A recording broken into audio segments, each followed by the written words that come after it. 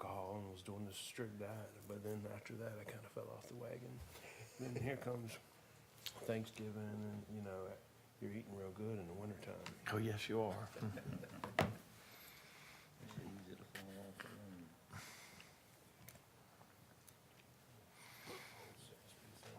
All right, here we go. Good afternoon. It is February 6th, 2024. This is the Amherst County Service Authority Board meeting. Let's see, it is 1:30 in the afternoon. I call the meeting now to order. Item number 2 is approval of the agenda. Is there a motion to approve the agenda? So moved. All right, motion by Mr. Woods. Discussion. All those in favor signify by saying aye. Aye. Any opposed? Motion carries. Item number 3 is citizen concerns and comment. Is there anybody that would like to make a comment at this time? No one has signed up. All right, Mr. Perro. I don't see. You're a citizen. You're certainly welcome to. Yes, ma'am.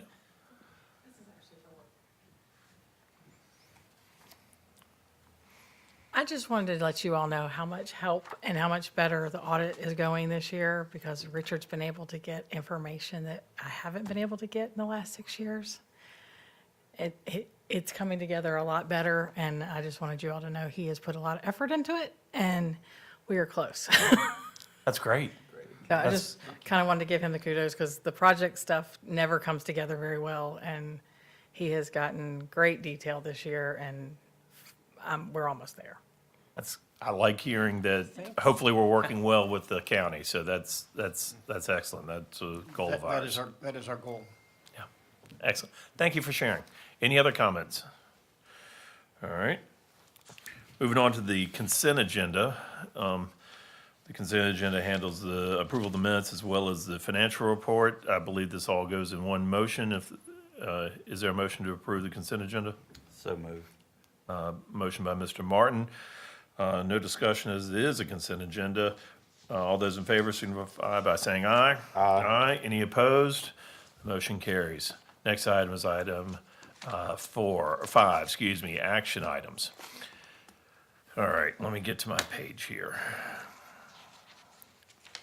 Action item A, let's see, the first action item is A, ACSA commemorative resolution, ACSA-2024 CR-1. First one of the year.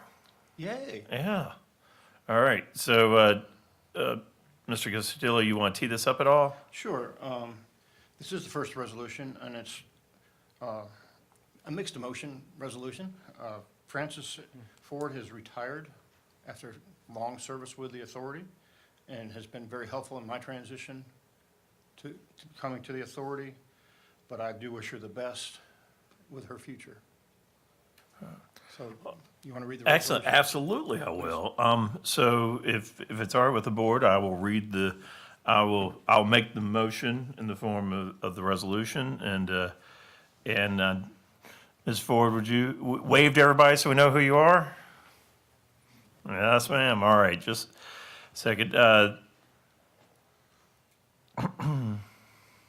All right, I'd like to make the motion that be it resolved by the Board of Directors of the Amherst County Service Authority, County of Amherst, Virginia, that the Board of Directors of Amherst County Service Authority, County of Amherst, Virginia, offer sincere gratitude and appreciation to Mrs. Frances L. Ford, Service Authority Senior Accounting Clerk, upon her retirement after 30 years of service to the Service Authority and its customers.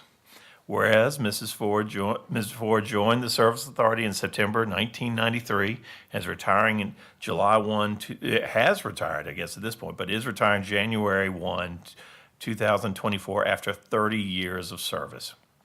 Whereas Ms. Ford began the Service Authority as an accounting clerk and advanced through the organization's hierarchy to senior accounting clerk.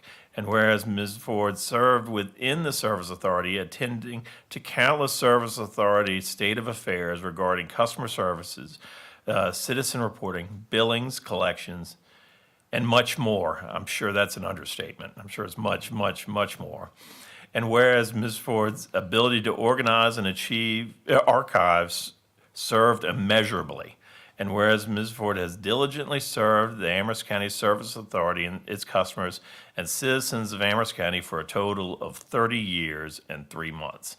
Now, therefore, be it resolved by the Board of Directors of the Amherst County Service Authority Board, County of Amherst, Virginia, that on behalf of Amherst County Service Authority and the citizens of Amherst County, the Board of Directors of the Amherst County Service Authority hereby expresses its sincere appreciation and gratitude to Mrs. Frances L. Ford for her exceptional service and wishes her well in all her future endeavors.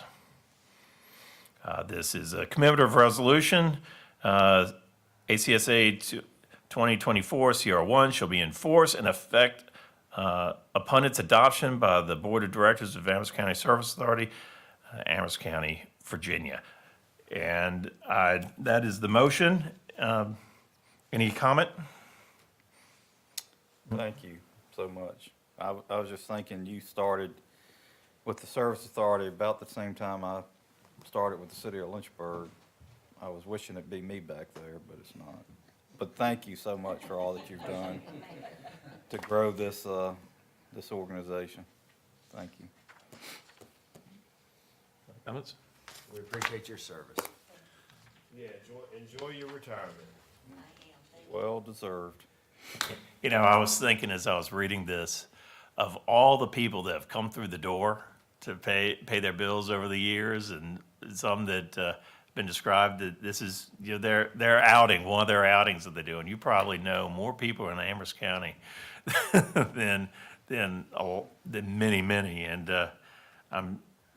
that service, the exceptional service that the resolution said you provide, I can certainly see that. Thank you for being such a great service provider to our customers, and congratulations. All right. No further discussion. All those in favor signify by saying aye. Aye. Any opposed? Motion carries unanimously. Thank you so much for your service, and congratulations to you.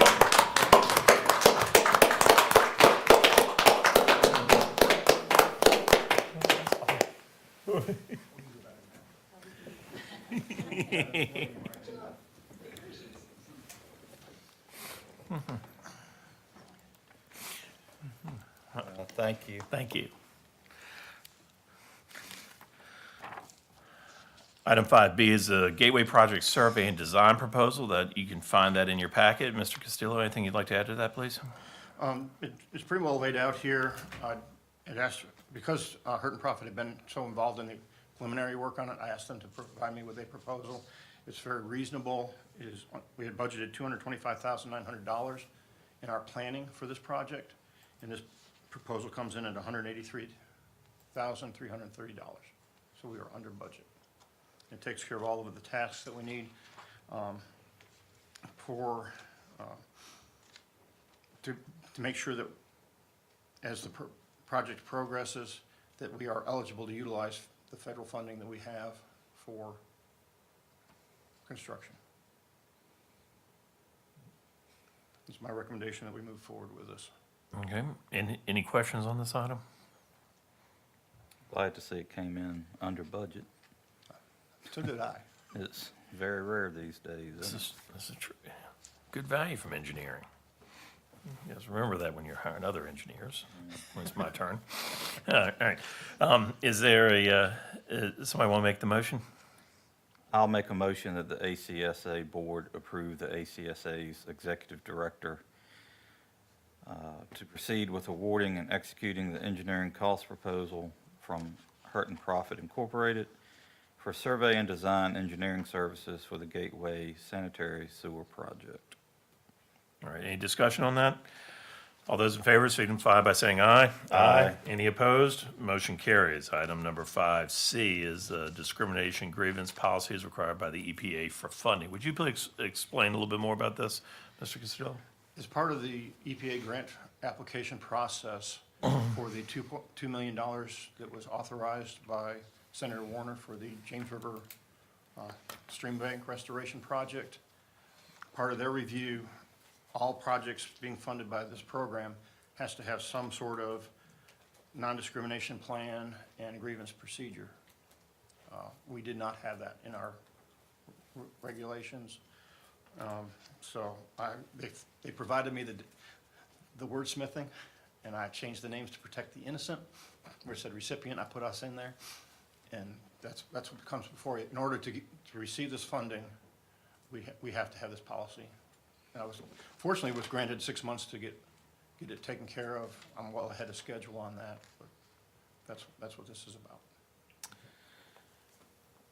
I had a few questions. Sure. So, under program accessibility, existing facilities, it talks about structural changes that they're not required when other methods provide program accessibility.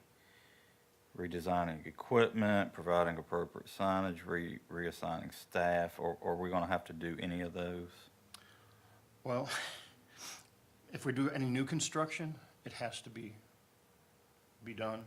Well, I understand that, but, No, I don't believe so, because our current staffing and our program is we provide the water and sewer service. right, but I understand that, but I'm talking primarily about your offices. The office, Are they ADA accessible? no, they are not. Okay, so if we sign this, the way I read it, we're gonna be required to bring them into compliance. Only with, Because only it if we're doing says- any kind of construction. That's the way it is. Structural changes in existing facilities are not required when other methods provide program accessibility. And what we do with those customers that cannot access our facility, we go out there and meet them in the street and take their payments. Do you understand? Yeah, What I'm That's asking. what you're going for. We make accessibility in different ways. And don't get me wrong, I mean, I think ADA accessibility and everything else is very important, but I think before we sign off on this, we need to have a very good understanding if it means we're gonna have to,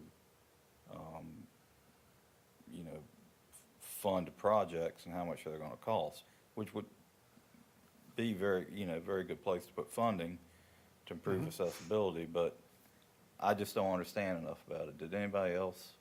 I see it as well. Why don't, they gave you the language, Yeah, but we can tweak the language. we can tweak it. Mhm.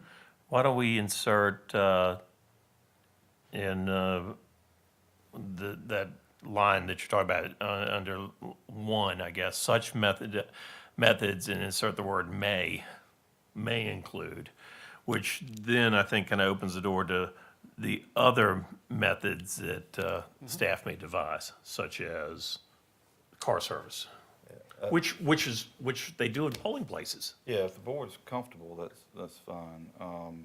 The other, new construction and alterations, each facility, and that's paragraph B, or part of a facility constructed. So anything we construct is gonna have to meet ADA, ADA. and that's under code now, any new All right. construction. This might be far-fetched, but if we build a pumping station as part of the Gateway Sewer project. No, it's not a public facility. It's not accessible to the public. But, This is just including the money, though, any EPA funding you receive, right? Correct. Okay. So if they don't fund, we don't have to follow these procedures. If we enact these procedures, Oh, I know we're adopting it, but the way I heard you explain it, we're adopting this plan so you can receive, that Funding. is the impetus for doing this. so this will be a policy that will be, it will be our policy going forward as a board on every project regardless if we receive funding For- from the EPA or not. Is that what? Our policy as a company, as an yes. authority. So it's a blanket policy. But it is for public access facilities. Our sewer pumping stations are gated and employees only. So, yeah, but, okay, not to belabor it, I'm sorry, No, that's guys, fine. but it doesn't say, like, A doesn't say existing public facilities, and B doesn't say each public facility. So maybe we need to wordsmith that. But in the introductory paragraph, I think, Public facilities, okay. So on A, that would be okay. Does that carry forth to B? Yes. It's under the, Yeah, Some of it. Mr. Martin, I think I can clarify it. I mean, the ADA is the overlying law of the land, right? So, Sure. and as written, it requires any new construction for public accessible buildings, facilities, whatever you want to call them, to be in compliance with the ADA requirements. Current existing buildings do not have to do that if there is the ability to make reasonable accommodations to make that. And so in this instance, curbside service, whatever that case may be. Now, it may get a little bit more difficult when it comes to an actual employee in the building, where we may actually need to actually do something, but for purposes of the public and their entry into the building, we've kind of taken care of it. So I think at the end of the day, this policy, while they're requiring it of you, is kind of redundant, because at the end of the day, it's really the ADA that controls, not this policy. This is just, the federal government wanting to make sure everybody's got a kind of a uniform policy, even though, to be quite honest, from a legal standpoint, it really isn't necessary. The ADA is what it is. We have to comply with it. So you don't think this is going beyond normal ADA compliance? No, sir. law? I don't Okay. believe so, no. No, Sorry. I just- good question. Would you feel better if we insert the word may between methods and include?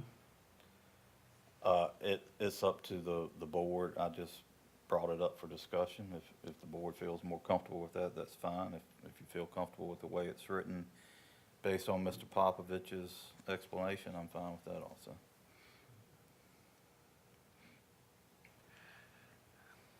I like the insertion just because it feels like it gets a little more flexibility. Okay. okay. It will include the word may Okay, in its final version. so we can call this policy as amended in the motion. Is any other questions or thoughts? That was just ones I had. Well, I think we beat this one up enough. My thought was, are we following this now? It sounds like because it's ADA and we're making accommodations, yes, we are. Is that a correct statement? That's correct. Okay. All right. If you allow me, I would make a motion that the ACSA Board approve and adopt the Amherst County Service Authority Disability Non-Discrimination Plan and Policy as amended. And that amendment is the insertion of the word may in between, and that's section 1A, right, or A1. A1, what, the second sentence. Any discussion? Further discussion? All right, all those in favor signify by saying aye. Aye. Any opposed? Motion carries. All right, next item is item 5D, VDH Planning Grant, Unidirectional Flushing Program. Yes, I'd reported to you that the authority will need to do a unidirectional flushing program. As noted in our most recent system sanitary survey, I provided VDH a statement saying that we would be doing this, submitting a grant application. We met on December 19th as a pre-application meeting, which is a requirement of the of the funding program. Another requirement of the funding program is that the board has to authorize me to move forward with this. And that actually stems from a number of years ago, after the program got started. They would make offers to communities, and because it was a loan grant program rather than a total grant, communities would decline, and they would have to go through all kinds of issues. So they're doing this on the upfront. I'm going to be applying for $38,000 of funding. The funding allows up to $60,000. My costs are based on what Augusta Water recently paid for 2 of these particular studies, one in a complex system of the Stewart's draft area and one of the more simple system of the Greenville. Ours while it's one pressure zone, is pretty extensive, so I feel very comfortable asking for this amount of grant funding and being within budget. Mr. Chair, so this is just developing the program, it's not actually doing the flushing? Correct. This is the first step, is getting the funding to develop the program. Then we would then enact and start doing the actual unidirectional flushing. And what unidirectional flushing is you start at your source and you make sure that all the water that you're flushing out through the system is clean. Then you go further out and direct the sediment out into the areas where it's disposed of. Sounds like a best practice kind of thing. It is a best practice. Okay. And we do some flushing. We are doing flushing currently 24/7 on certain lines to make sure we have adequate water quality, dealing with disinfection, chlorine residuals, disinfection byproducts, to make sure that water quality is correct. But it is not really looking at sediment issues. And that's where we had issues back in the fall. So this is a step taking to mitigate some of the concerns that we had then as well. Correct. Excellent. And a way to pay for that. Any other questions? All right. I have a little pet peeve comment that I'll bring up. Sure. But I don't understand. Historically, there is a fire hydrant that's flushed right at, on Galtsville Road, right next to Oakdale Baptist Church, or just a little bit down from Oakdale Baptist Church. But there's an additional 200 yards of line in the ground beyond that hydrant that extends to a blow-off in the final hydrant as well on the line. Why isn't it that those residents don't get their line flushed? I'll have to look into that issue. Thank you. I think it's, I'm just speculating, it may be depending on where that flushed water can go easily without causing further issues, but I do not know the site well enough to give you an answer. that's fair. I'm just asking the question. Any further comments or questions on this one? All right, is there a motion, or somebody want to make a motion? I'll make a motion to the ACSA Board, authorize ACSA's Executive Director to submit a VDH ODW planning grant application in the amount of $38,000. Any discussion? All those in favor signify by saying aye. Aye. Any opposed? Motion carries. All right, next item is item 6, the informational report. Turn to Mr. Castillo. All righty. First item is the James River Bank Stabilization Project. We are moving forward, getting all of the environmental review and permitting materials to the EPA project manager for their review, as well as our procurement and contract documents. And then the one thing that was required by their legal department was the discrimination policy, which you just approved, so that will be submitted as well. But I've had some pretty in-depth conversation with the project officer. The project was originally funded at $2 million, and that was based on anticipated cost estimate that was prepared. Fortunately, our project came in at $290,000. Now, there's engineering costs and all of that should be reimbursed for that as part of that. But what to do with that remaining funding? I've been assured by the project manager, project officer, that funding was given to the Amherst County Service Authority and will not be pulled, and cannot be pulled, because it's codified by Congress. But also in that codification, it stated that it was for the James River Stream Bank Stabilization Project.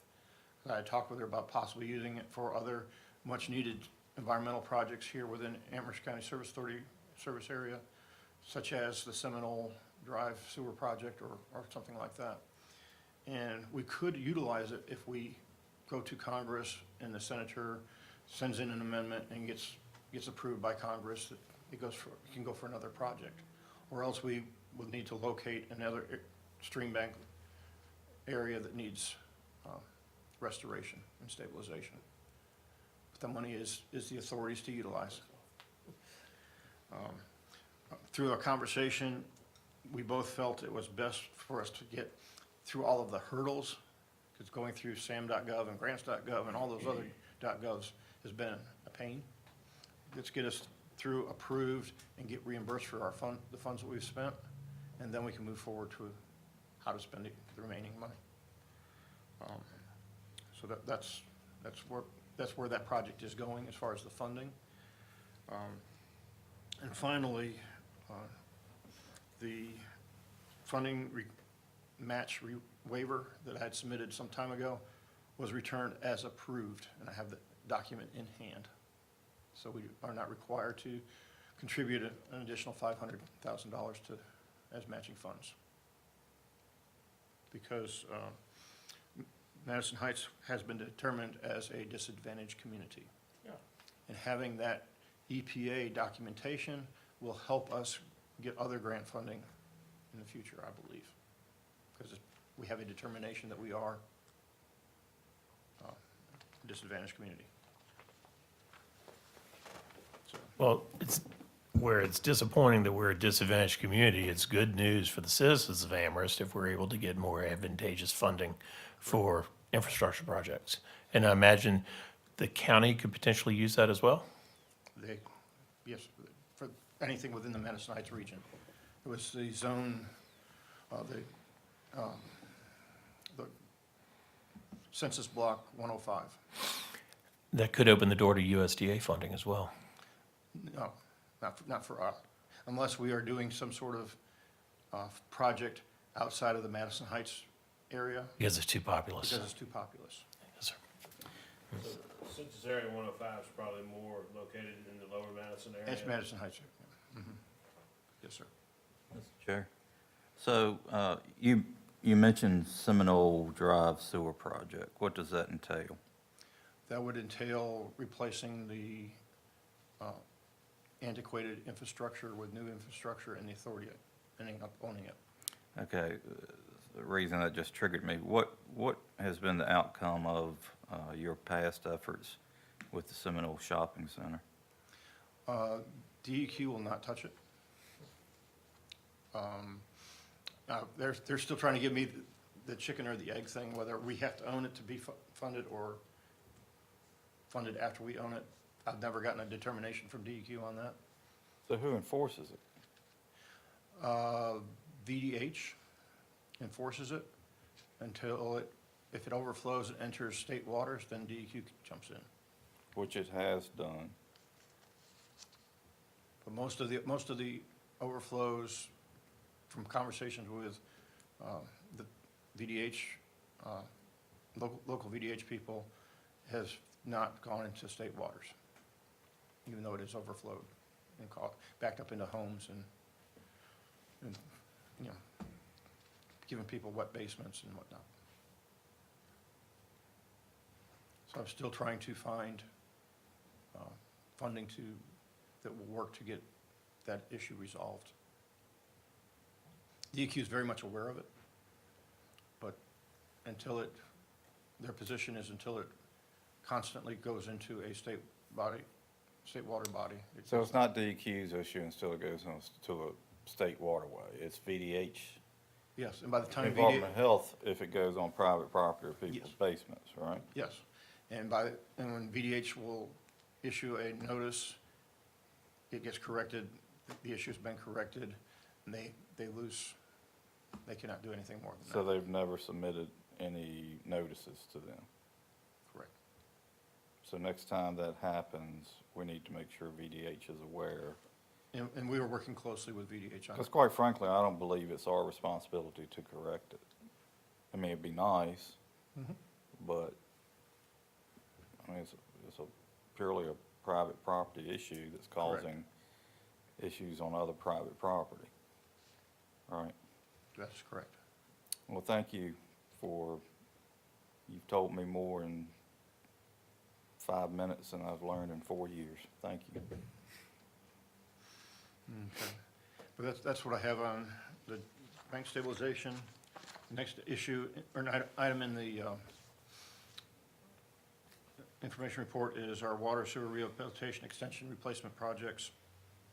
The Sanitary sewer extension program for Lakeview is continuing. We're currently wrapping up between manholes C and D. And with the spring weather showing up, we are actually jumping around on this project more than I'd like to, but trying to make sure that we get everything accomplished and adjacent to the ball field so that we're out of their way before games start and a lot more traffic there. We do have Mr. Burford has service available. We're now waiting on him, which is a much better place than we have been. So, I was recently approached, a person at 127 Campbell Street is currently having septic tank issues. They've inspected theirs and were told that it needs to be replaced. The drain fields need to be replaced, and they're not sure they have sufficient place to do that. 131 is adjacent to it, is also has experienced issues or will be experiencing issues. And across the street, 130 has been vacant for over a year, believed to have the same issue. So as this has just come to us, we will look at what kind of cost there would be for extending public sewer and what kind of citizen interest there is for actually making connections to that. The next item is the new entrance gate is completed. You have a picture of that. We're still waiting for a little more spring weather to get some grass growing, to finish up the DEQ ENS permit. And I'm still waiting for reimbursement for the grant program. My last, on the 30th of January, when I send my weekly ding, I got a message back. We've now, as of this week, we've got an interim solution. And they're starting the process. Where we are on that road, I don't know, but I've not seen anything on that as of yet. And it's time for me to do my weekly ding. So, Madison Heights Town Center, we'll continue to work with the developer and their site contractor. The developer and their contractor perform the work necessary to make the water service connection into 29. We would have to hire that particular contractor. And as I explained to the developer, I've worked with that contractor over a number of years, but I've never gotten a government discount. So either way, it's the cost is the cost. And I'm still waiting on the developer agreement. We actually had a meeting yesterday where I gave them another copy of it just to prod that along as well. The Williams Run Stream Bank Stabilization Project, we're going to be, beginning work on that project this week. Hope to have that done in the next few days and protect our gravity main trunk on that from Williams Creek. Our audit reports, we continue to make sure we get the information to the county as needed. And you heard that we're doing better. So, and thank you, Stacy, for that, because we have really worked hard to make sure you get what you need. We've only got a couple more things, it's great. Okay. It really is. Good deal. I did, in my 126 update, provided you with a more formal plan on how to address the issues that were in the 22 audit. A lot of things we are working on now. I'm also going to be meeting with Jeremy just regarding how how I understand authorities to function and make sure that we're all on the same page. LEAP funding, we, with your authorization, I accepted that funding. On the 14th, we have our kickoff meeting for that project as far as the funding, to make sure we're following all the rules and regs there. I'm partnering with Sweetbriar College. This Friday, actually have interview with 8 interested students looking for internships.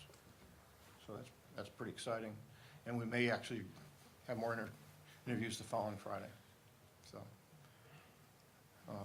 moving that along. A lot of time has been spent this past month since the General Assembly has gone into session. Working with VAMWA, the Municipal Wastewater Association, VMDWA, the Drinking Water Association, the Water and Wastewater Authorities Association, they all monitor different bills for different perspectives, and all of them affect us in one way or another. So fortunately, the organizations of VAMWA and VMDWA have sponsored legislation trying to help with getting operators, getting reciprocity, as well as should a utility lose a certain class operator, allowing under exemption to continue operating under lower class operator, or with a appropriate class or operator being available by phone or remote monitoring, or there's things that currently are not allowed in the law. Also, PFAS is it's a significant driver in the legislation right now. We've been successful in combining bills that were not advantageous to utilities into more looking at what the source of PFAS is and how that's dealt with, rather than putting the onus on the utility that receives that possibly contaminated water. We are in the process of doing our UCMR 5, which is unregulated contaminant study by EPA number 5, where PFAS is a significant portion of that, and our results have been coming back very good. Unfortunately, the lab has made a couple of some sort of errors on their end, and we're having to resample, but at no cost to us.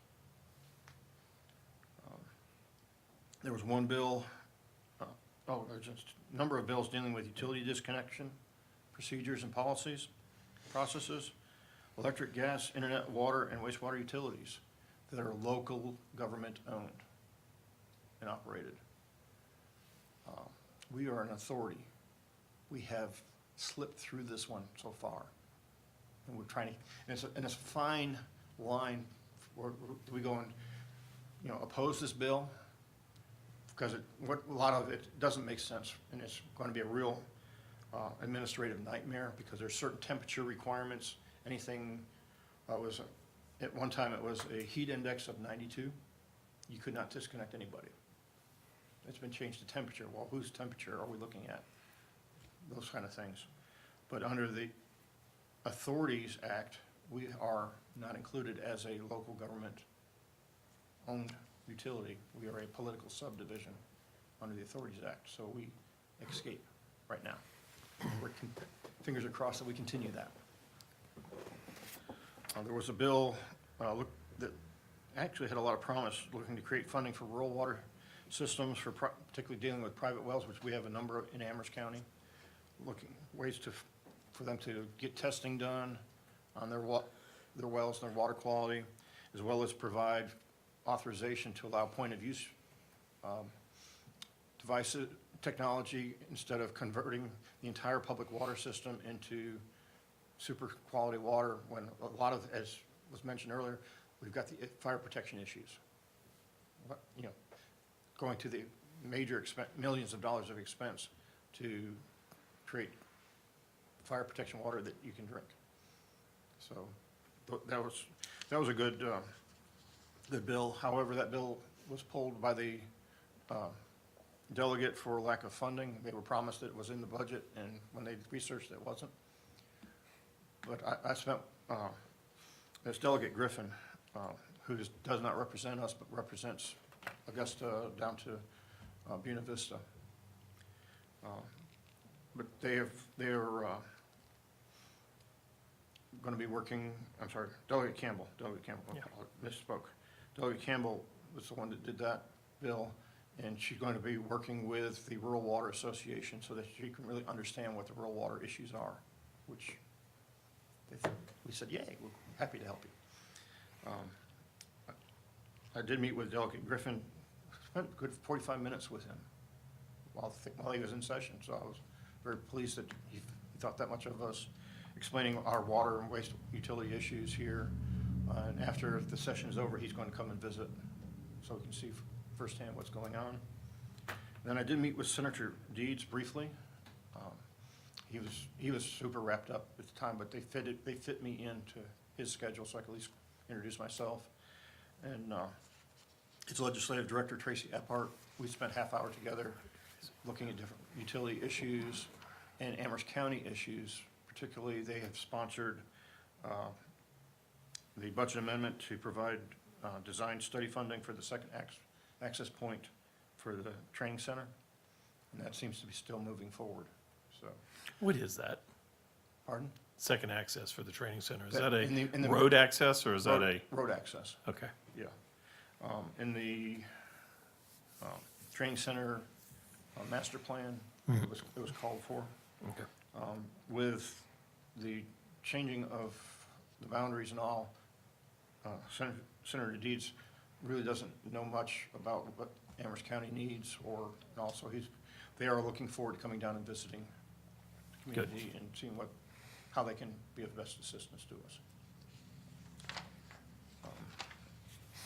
Let me interject if you're at the end of the legislative updates. I would, if you have any elected officials, state officials or appointed officials coming to visit, you may want to make the board aware in case the board would like to go.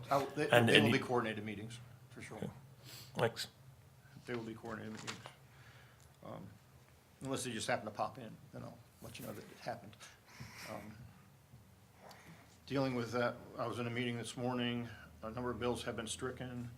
The PFAS bill is actually moving forward in a much better way, as I mentioned.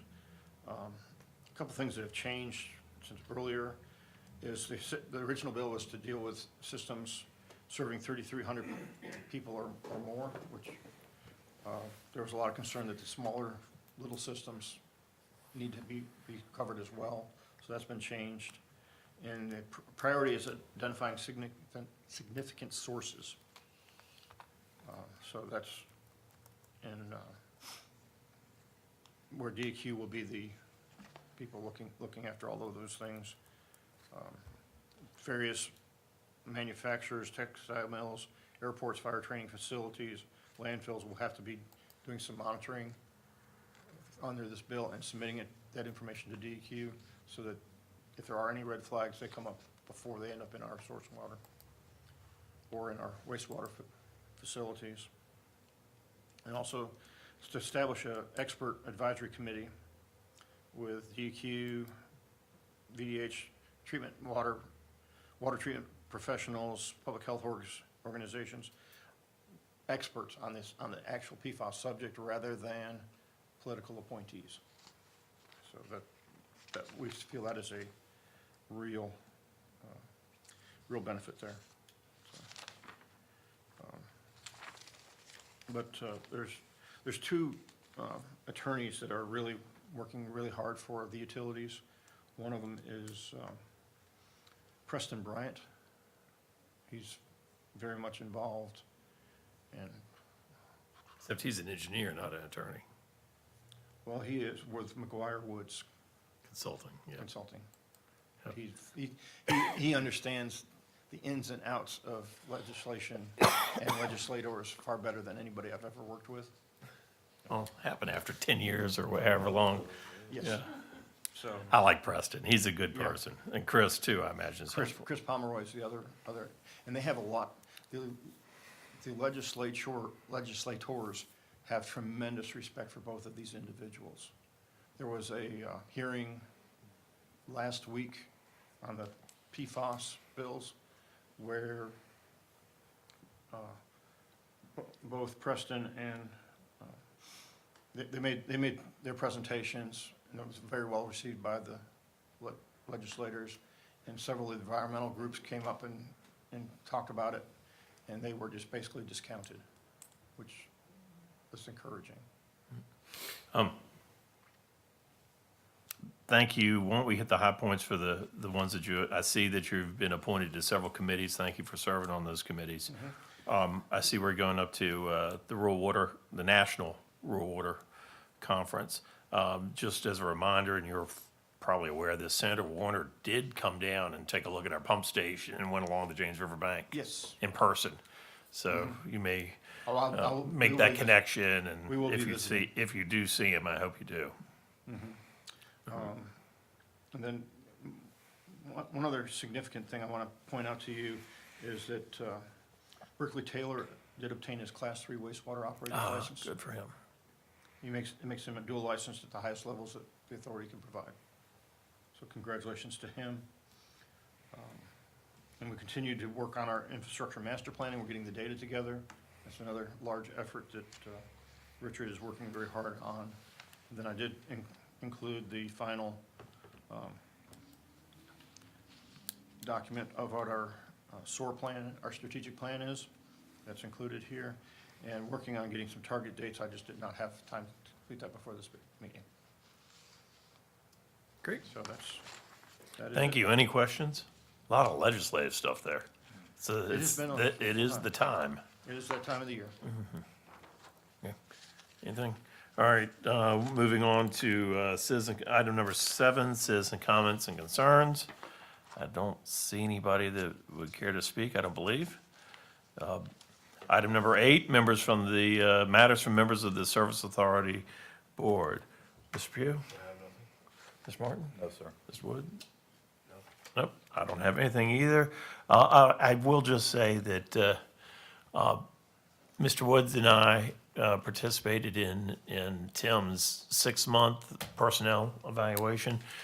Just a matter of business, Tim, maybe if you just send an email to Mr. Woods, maybe documenting that Yep. we reviewed that, and I'll just, attach the document. I have no problem just saying publicly that, Mr. Woods and I are very favorably pleased with the first 6 months of your employment, and we wish it to continue forward and keep up doing a great job. Keep doing a great job. You're doing great work for us.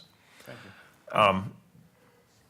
And that's all I have. We are adjourned. Thank you. Thank you all. 6 months, huh? Time flies, we're having fun. Having a good time. We look forward to the next 60 years. How many years? 60 or 6.